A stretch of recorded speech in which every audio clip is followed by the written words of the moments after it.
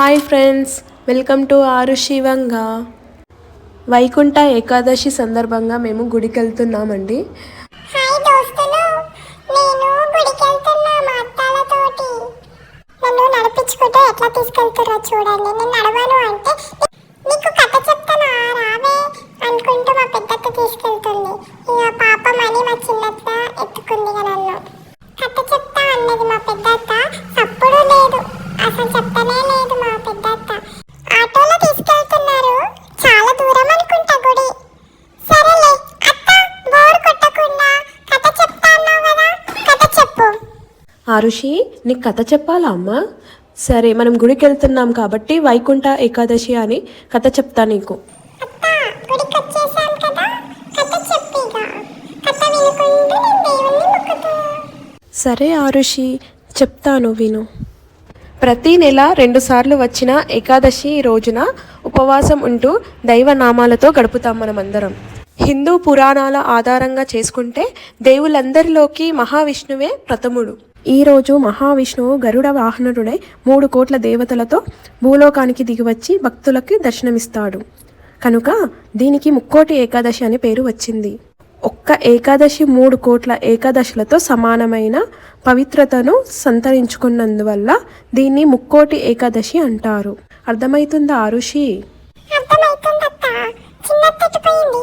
అరే ఆగమైపోయింది చిన్నత్త. ఎక్కడుందో?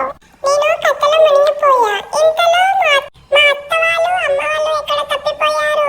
గుడిలో. పంతులు గారు, మైక్లో చెప్పియండి, మా అత్తలు మా అమ్మ తప్పిపోయింది అని. ఎవరైనా చూసారా అండి? ఏ అత్త, మళ్ళీ మీరు తప్పిపోతారు. మీ కొంగు నేను పట్టుకుంటాగు. నాకు తెలియకుండా మీరు ఎక్కడో వెళ్ళిపోతున్నారు. అయ్యిందమ్మా ఆట ఆరుషి, కథ మొదలు పెడదామా మళ్ళీ? సరే అత్త, మొదలు పెడదాము. ముక్కోటి ఏకాదశి నాడే హలహలం అమృతం 2 పుట్టాయి. ఈ రోజునే శివుడు హలహలం మింగాడు. మహాభారత యుద్ధంలో భగవద్గీతను కృష్ణుడు అర్జునుడికి ఇదే రోజున ఉపదేశించాడంట. ఈ రోజున వైష్ణవ ఆలయాలలో ప్రత్యేక పూజలు, హోమాలు, ప్రవచనాలు, ప్రసంగాలు ఉంటాయి. ఈ రోజున ముఖ్యమైనవి ఉపవాసం, జాగరణ, అటు తర్వాత జపం, ధ్యానం. ఓకేనా ఆరుషి? ఓకే అత్త. విష్ణు పురాణం ప్రకారం 2 రాక్షసులు తనకు వ్యతిరేకంగా ఉన్న మహావిష్ణువు వారి కోసం తన వైకుంఠ ద్వారాలను తెరిచాడని, తమ కథ విని వైకుంఠ ద్వారం గుండా వస్తున్న విష్ణు స్వరూపాన్ని చూసిన వారికి వైకుంఠ ప్రవేశం కల్పించాలని వారు కోరారు. అందుచేతనే ఆ రోజున వైకుంఠ ద్వారాన్ని తలపించే విధంగా వైష్ణవ ఆలయాలలో ద్వారాలను ఏర్పాటు చేశారు. మామూలు రోజుల్లో దేవాలయ ఉత్తర ద్వారాలు మూసి ఉంచుతారు, కానీ ఈ రోజు భక్తులు ఆ ఉత్తర ద్వారం గుండా వెళ్ళి దర్శనం చేసుకుంటారు. తిరుపతిలో కూడా ఈ రోజున వైకుంఠ ద్వారం పేరిట ఉన్న ప్రత్యేక ద్వారాన్ని తెరిచి ఉంచుతారు. పద్మపురాణం ప్రకారం విష్ణువు నుంచి ఉద్భవించిన శక్తి మురా అనే రాక్షసుడిని సంహరించిన రోజు వైకుంఠ ఏకాదశి.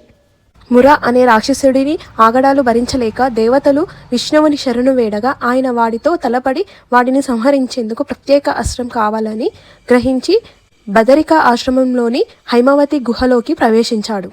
అక్కడ విశ్రమిస్తున్న విష్ణువుని మురా సంహరించేందుకు ప్రయత్నించగా ఆయన నుంచి ఒక శక్తి ఉద్భవించి తన కంటి చూపుతో మురాను కాల్చివేసింది. అప్పుడు విష్ణువు సంతసించి ఆమెకు ఏకాదశి అని పేరు పెట్టి వరం కోరుకోమని చెప్పాడు. ఆ రోజున ఉపవాసం ఉన్నవారి పాపాలను పరిహరించాలని ఆమె కోరింది. ధనుర్మాస శుక్ల ఏకాదశి రోజున ఉపవాసం ఉన్నవారికి వైకుంఠ ప్రాప్తి కలుగుతుందని విష్ణువు వరమిచ్చాడు. ఈ రోజున ఉపవాసం ఉంటే మిగతా 23 ఏకాదశులు ఉపవాసం ఉన్నట్టే అని విష్ణు పురాణం చెబుతుంది. మరి ఆరుషి, ఉపవాసం గురించి చెప్పాను, మరి నువ్వు తింటున్నావేంటి?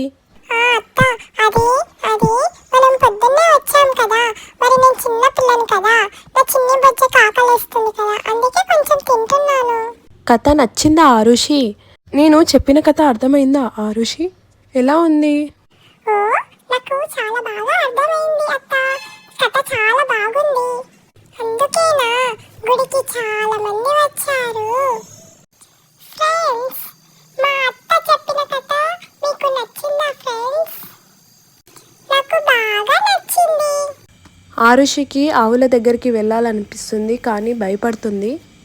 అందుకే నేను తీసుకెళ్ళాను, అయినా భయపడుతుంది.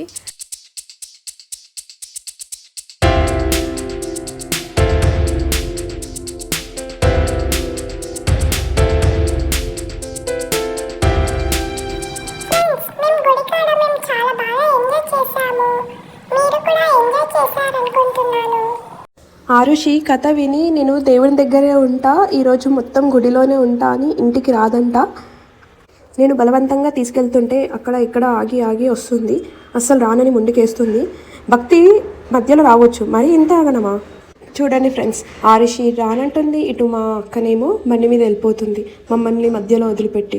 ఏమనంటే ఎలా చూడండి ఎట్లా నవ్వుతుందో. అంబలు చూడండి ఎన్ని ఉన్నాయో మా ఇంటి దగ్గరలో, కానీ మా ఇంటికి ఒక్కటి కూడా రావు. నేను చూసి ఆడుకున్నాము అంటే.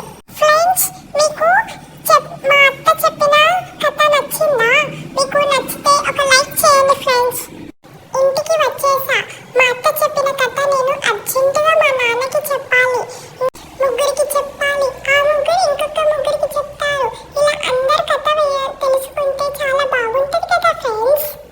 కథ తెలియకుండా గుడికి వెళ్ళడం కరెక్ట్ కాదు కదా ఫ్రెండ్స్. మీరు కూడా ఈ కథ విన్నారు కదా ఫ్రెండ్స్. మీ ఇంట్లో వాళ్ళకి, మీ ఫ్రెండ్స్లకి, మీ పక్క ఇంటి వాళ్ళకి చెప్పండి ఫ్రెండ్స్.